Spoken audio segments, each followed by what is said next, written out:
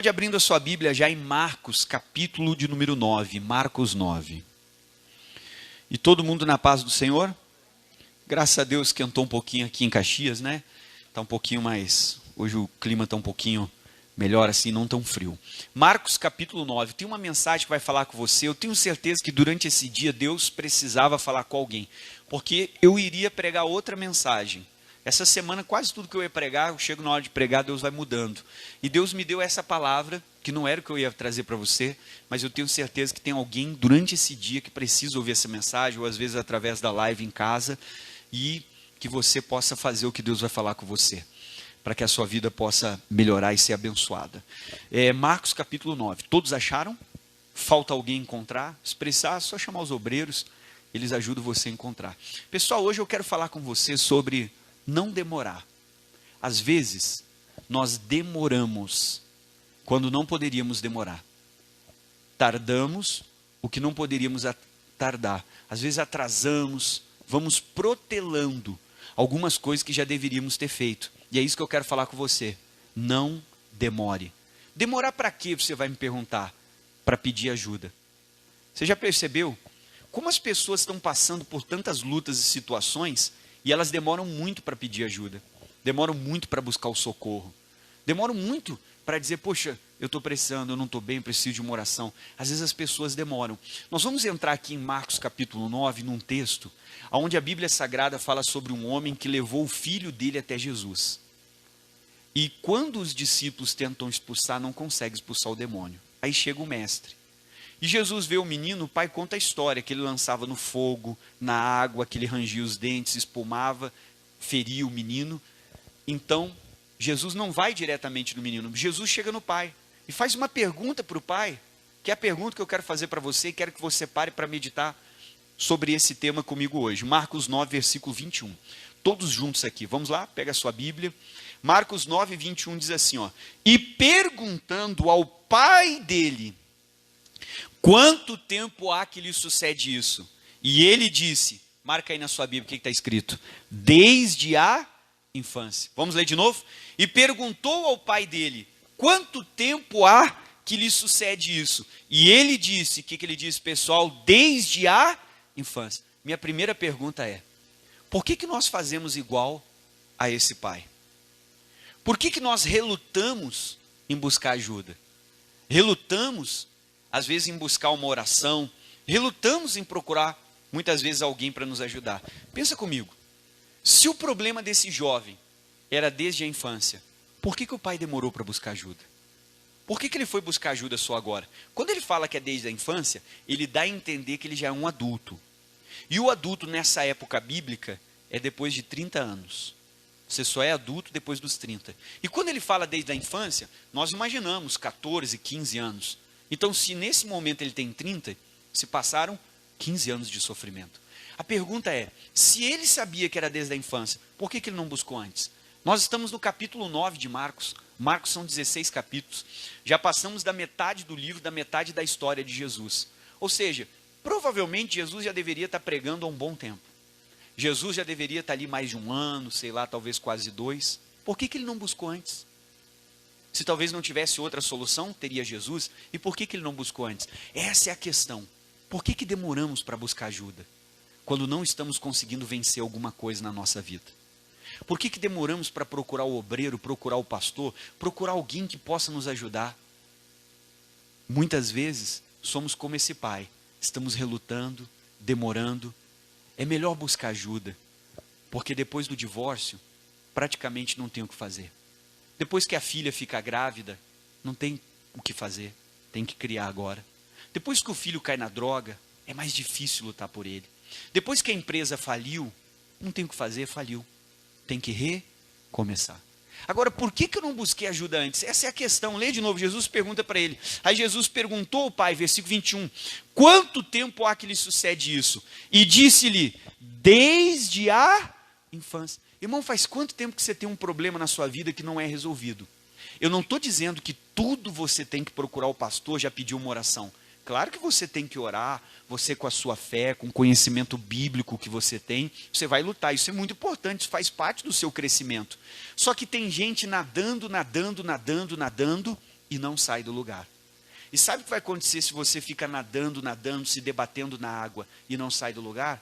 Você vai ficar com cãibra, você vai cansar e vai se afogar. E às vezes tem alguém do meu lado, que se eu pedisse ajuda, a pessoa jogava uma corda e me tirava dali. E eu evitava um monte de situações que eu iria passar na minha vida. Mas nós às vezes somos como esse pai. Temos um problema no casamento há anos, não resolvemos. Aí o que vai acontecer? Vai acontecer que os seus filhos vão crescer e vão ter um mau exemplo de casamento. Um casamento onde os pais a vida inteira brigaram dentro de casa. Aí às vezes você chega para aquele adolescente e pergunta, você quer casar? O adolescente diz, eu não quero casar. Por quê? Se você vivesse na minha casa e visse como é que é o casamento dos meus pais, eu não quero casar. Isso aí não serve para nada. Ou seja, eles tinham um problema. Por que não buscaram ajuda? Por que a gente não busca um acompanhamento? Às vezes a pessoa está no vício. Por que ela não busca ajuda? Tem muitos que às vezes estão no pecado secreto. Por que não busca ajuda? A gente precisa. Às vezes temos vergonha. Você não pode ter vergonha. Vamos em Tiago 5 e você vai ver o que a Bíblia fala sobre isso. Tiago capítulo 5. Eu não sei qual é o seu problema, o que você está enfrentando, mas a minha pergunta é, por que você reluta? Por que você demora? Eu vou perder uma oportunidade, eu vou perder alguma coisa. Olha, o que você não pode perder é a sua salvação. O resto você perde tudo e reconquista, a salvação não. Então, toma cuidado. Uma vez teve um caso que tinha um obreiro, que ele tinha um problema, ele tinha vergonha de procurar o pastor. Tinha vergonha. Não, o pastor vai me tirar, eu vou perder minha oportunidade. Olha, o dia que ele procurou o pastor orou por ele, conversou com ele, ajudou ele, e ele venceu. Amém? Agora quero te falar uma coisa. Para o diabo vencer você, só o que ele precisa é te isolar. O leão, ele só ataca quem está longe do grupo. Então eu estou com um problema e o diabo quer que eu me afaste, não procure ninguém. Que eu vá me isolando, ficando no meu canto. É essa presa que o inimigo busca, a presa que ele consegue ver que se afastou do bando. O leão não ataca quando está todo mundo junto. O leão ataca quando a pessoa se afasta. E você tem um problema, é o que o inimigo quer, que você vá se afastando. Você vai tomar uma decisão errada. Às vezes vai sair da igreja, porque não quis buscar ajuda e precisava. Às vezes o nosso orgulho falou mais alto. Tiago 5. Todos acharam? Olha o que está escrito no versículo 13. Está alguém entre vós aflito? Diz o Tiago. Olha o que ele diz. Está alguém entre vós aflito? O que eu tenho que fazer? Ore. Então ele não está dizendo que você tem que ir direto. Não, vou procurar o pastor ou o obreiro. Não, ele está dizendo, é uma aflição. É uma situação que está surgindo na minha vida. É um problema que veio. Então, primeiro eu vou usar a minha fé. Eu vou usar o meu conhecimento bíblico. O meu nível espiritual que eu estou. Não é errado. Você lutar pelos seus problemas, você orar pelos seus problemas, você procurar sozinho vencer. Não é errado, é ótimo, faz parte do nosso crescimento. Só que se eu percebi que se sozinho eu não estou conseguindo vencer, olha para mim, você não precisa morrer sozinho na igreja, você pode buscar ajuda. Tem gente morrendo sozinho dentro da igreja, porque às vezes não quer buscar ajuda. E o caso já poderia estar resolvido, já poderia estar solucionado há muito tempo. Então ele está dizendo, eu estou aflito, eu vou orar. Ou seja, é uma questão que surgiu na minha vida, é um pensamento, uma tentação, seja o que for, eu vou orar. Aí ele diz, continua no 13, está alguém contente? Faça o quê? Cante louvores. Agora ele vai falar algo importante para nós no 14, se tiver a caneta pode até sublinhar. Está alguém entre vós, como pessoal? Doente. Então não é mais uma aflição. Não é mais uma aflição que eu estou orando e resolvendo. Virou uma doença. O que é uma doença? A doença é algo que me acomete e me prejudica, ou a mim ou a minha família. A doença, normalmente, ela tira alguma capacidade que você tem. Você fica limitado em alguma área. Ou seja, não é mais uma aflição. E eu percebi que a minha oração não resolveu. A minha fé não resolveu. O conhecimento bíblico que eu tenho não resolveu. Eu tentei. Coisa boa que você tentou. Você teve uma experiência com Deus. Agora, virou doença. Já é algo que está me prejudicando, me acometendo, e que se eu não cuidar, eu vou morrer. 2 mortes. Primeira, sair da igreja. Segunda, se desviar. Morte espiritual. Sair da presença de Deus. Perder a comunhão e ir para o pecado. Então virou uma doença, é algo mais grave. Não é mais algo simples. A Bíblia não vai mandar você orar. Olha o que ela vai mandar você fazer. 14. Está alguém entre vós doente? Faça o que, pessoal? Chame os presbíteros da onde? Da igreja. O presbítero não significa o pastor, significa um obreiro. Alguém que faz a obra, alguém que está acima de você, alguém que vai te ajudar. Então a Bíblia está dizendo, virou doença, a minha oração não funcionou, a aflição eu não venci, virou algo mais grave, Então está na hora de pedir ajuda. A Bíblia diz, tudo que dois ligam na terra, é ligado no céu. Irmão, às vezes você não precisa de muita coisa. Às vezes é só abrir o coração para alguém. Só conversar com alguém, seu caso já melhora. Às vezes é só, pastor, faz uma oração, me acompanha, vamos orar junto, me dá uma palavra, uma direção, seu caso já melhora. Às vezes é só isso. Só que nós relutamos em buscar ajuda. Vai levando com a barriga, vai empurrando durante anos. Muitas coisas que você não tinha que empurrar. Já venceu em muitas áreas, mas tem áreas que você não venceu e não está buscando ajuda. E precisa. Agora continua comigo, como é que diz? Está alguém entre vós doente? Chame os presbíteros da igreja e orem sobre ele, ungindo com azeite em nome do Senhor. Agora olha o 15. A oração da fé. O que ela faz, pessoal? Salvará o doente. Então quando você recebe aquela oração, a pessoa que está ali para orar por você, a Bíblia diz que aquela oração te salva. E olha o que ela faz, é muito importante, pega uma caneta. E o Senhor o levantará. Agora sublinha a última parte. Se houver cometido pecado, ser-lhe-ão o quê? Perdoado. Irmão, a oração da fé é tão poderosa que se o que fez você estar passando por isso é um pecado, é uma porta aberta, a Bíblia diz que a oração da fé é tão poderosa que ela perdoa até os pecados. Quantas vezes já fui orar por alguém no hospital e muitas vezes a pessoa estava consciente ou de forma inconsciente. Eu falei, Deus, eu estou fazendo por essa pessoa oração da fé, o Senhor diz que levanta o doente e perdoa os pecados. Não sei o que essa pessoa tem, se ela cometeu um pecado, eu faço oração da fé e eu quero que os pecados dela sejam perdoados. Irmão, às vezes, poucos dias a pessoa estava curada.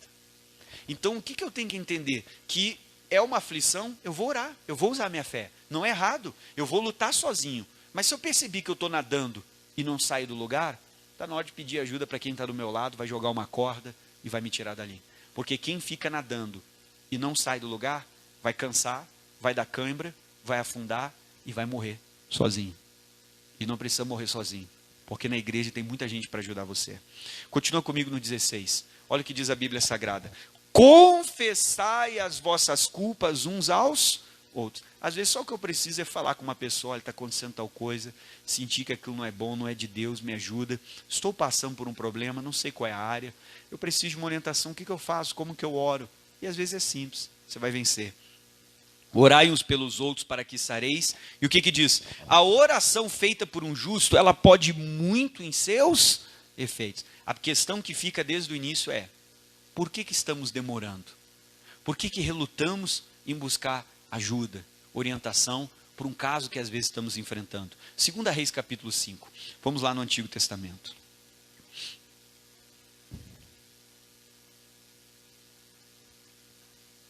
Segunda Reis capítulo 5. Você está entendendo, pastor? Então tá bom.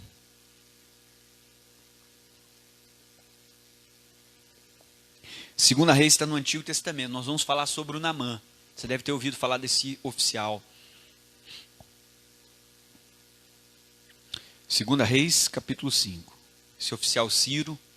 Vamos juntos então? Segunda Reis 5, do 1 ao 4. Leia. E Naamã, chefe do exército do rei da Síria. Olha o que diz o versículo 1. Era um grande homem diante do seu senhor e de muito respeito. Porque por ele o Senhor dera livramento aos sírios. E ele era um varão, um homem valoroso. Pega a caneta e sublinha isso. Porém, leproso. Olha para mim. Tem muita gente vivendo a vida do Naamã. Que vida é essa, pastor? Uma vida de porém. Uma vida de aparência. Você bota o escudo, pega a espada, bota a couraça, o capacete, você vai para o trabalho, todo mundo olha para você, ah, que homem, que mulher, que pessoa. Mas quando você chega em casa, às vezes você tem uma lepra, que só quem mora dentro da sua casa sabe quem você é. Sabe o que você vive dentro do seu lar. Tem muita gente que para a família, para os vizinhos, para os amigos, para todo mundo é uma grande pessoa, casamento perfeito, família feliz, mas dentro de casa tem uma lepra. E nunca foram buscar ajuda. Nunca buscaram solução. Às vezes é um problema conjugal. Muitas vezes é um problema com o filho ou com a filha. Está virando a cabeça, mudando. E a pessoa não busca ajuda. Às vezes está entrando na má companhia.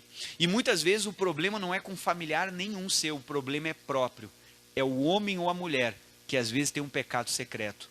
Tem muita gente que parece uma grande pessoa, mas dentro de casa, na intimidade, quando está sozinho, cai na pornografia. É a lepra da pessoa. Ela bota uma armadura, fala para todo mundo que é de Deus, mas dentro de casa tem alguma coisa que só quem está lá consegue ver. E às vezes nós estamos vivendo uma vida de aparência. Todo mundo pensa que a nossa vida é perfeita, é especial, é maravilhosa, mas estamos que nem o Naamã. A minha pergunta para você nessa noite é: qual é o porém da sua vida?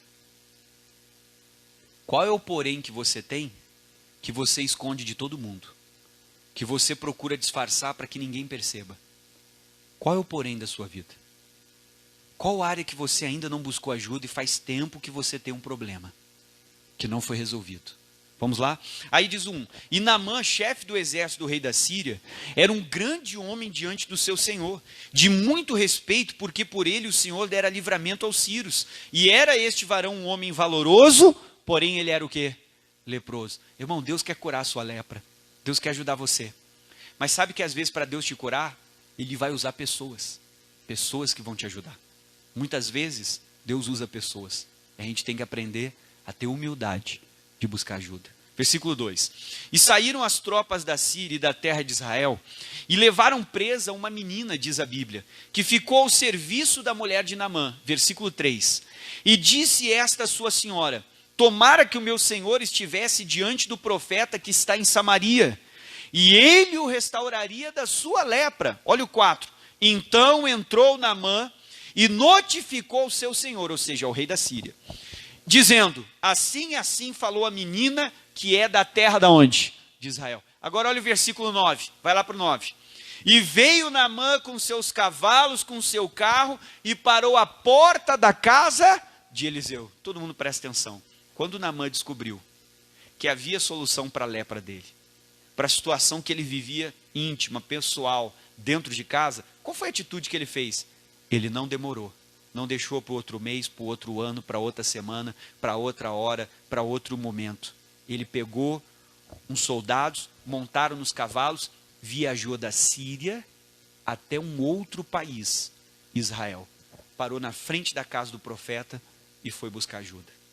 Ele pode ter tido o problema de não querer mergulhar no Jordão e tal, porque era sujo, mas ele está fazendo o que muito crente não faz: buscar ajuda. Na hora que ele descobriu que tinha um homem de Deus e que ele precisava ir até aquele profeta, que aquele profeta ia dar uma palavra, uma direção, ou fazer uma oração, e o problema dele ia ser resolvido, ele precisava contar o problema dele, qual foi a atitude dele? Ele não pensou duas vezes, pegou o soldado, pegou tudo, e ele foi até o profeta. Podem chamar o Naamã do que você quiser, mas ele fez uma coisa que muita gente não faz, ele foi buscar ajuda. Vamos em 2 Coríntios capítulo 6.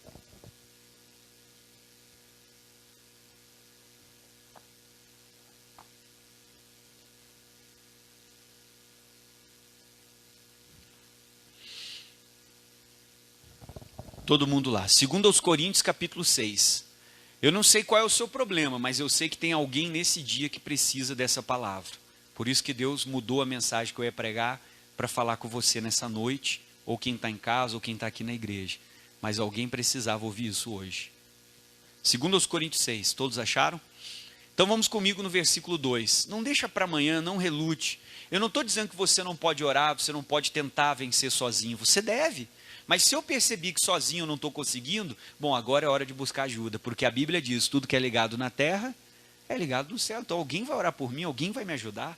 Eu vou unir a minha fé com a fé dessa pessoa, vou aprender com essa pessoa. Ela vai me dar uma palavra, uma direção. O Naamã foi o profeta disse, olha, eu não vou orar por você, o que você tem que fazer é tal, tal e tal, tal. Você mergulha. O Naamã fez direitinho e ficou curado. Então às vezes o que a gente precisa é dessa orientação, de uma conversa, de uma oração, que vai resolver. Vai nos ajudar, às vezes vai ser uma sequência, Naamã teve que mergulhar 7, às vezes vai ser um acompanhamento. 2 Coríntios 6, versículo 2, todos juntos aqui na Bíblia, olha o que diz, porque diz, olha o que Deus falou, ouvi-te em tempo aceitável, e socorri-te no dia da salvação. Irmão, aproveita o tempo aceitável, o tempo aceitável é hoje. Não deixe o divórcio acontecer para resolver lutar pela sua família. Não deixe o pior acontecer para resolver buscar ajuda. Busque antes. Porque todo probleminha que hoje é grande, um dia ele foi o quê? Pequeno. Só que às vezes a gente foi relevando, foi deixando, foi acontecendo. Você sentiu que a coisa não estava boa, daqui a pouco vem uma traição, daqui a pouco perde o emprego, daqui a pouco a filha fica grávida, daqui a pouco dá um problema. Mas eu poderia ter resolvido antes se eu buscasse ajuda. Então não permita que isso aconteça. É a mesma coisa aquela pessoa teimosa, ela está sentindo mal, a família já disse, vai ao médico. O que a pessoa diz? Não vou. Aí quando ela vai, como é que está a doença? Está avançada. Aí a luta da pessoa vai ser muito maior, porque ela não fez um exame, não foi ver. Por que não foi combater no início? Nós temos muito essa mania de ficar protelando. Pare de protelar o que é importante para a sua vida. Deus não quer que você continue leproso. Tem homens de Deus, profetas, mulheres de Deus, que podem te dar direção, orar, para que você fique curado. Só que você precisa buscar. Aí diz aqui, porque ouvi-te no tempo aceitável e socorri-te no dia da salvação. Agora olha, eis agora o tempo aceitável e agora é o dia da salvação. Eu não sei o que você está passando, não sei quem você é, o que você está enfrentando, mas eu sei que Deus mudou tudo que eu ia pregar, porque tem alguém nesse momento que precisa dessa palavra, porque tem que buscar ajuda. Vamos ficar de pé para orar.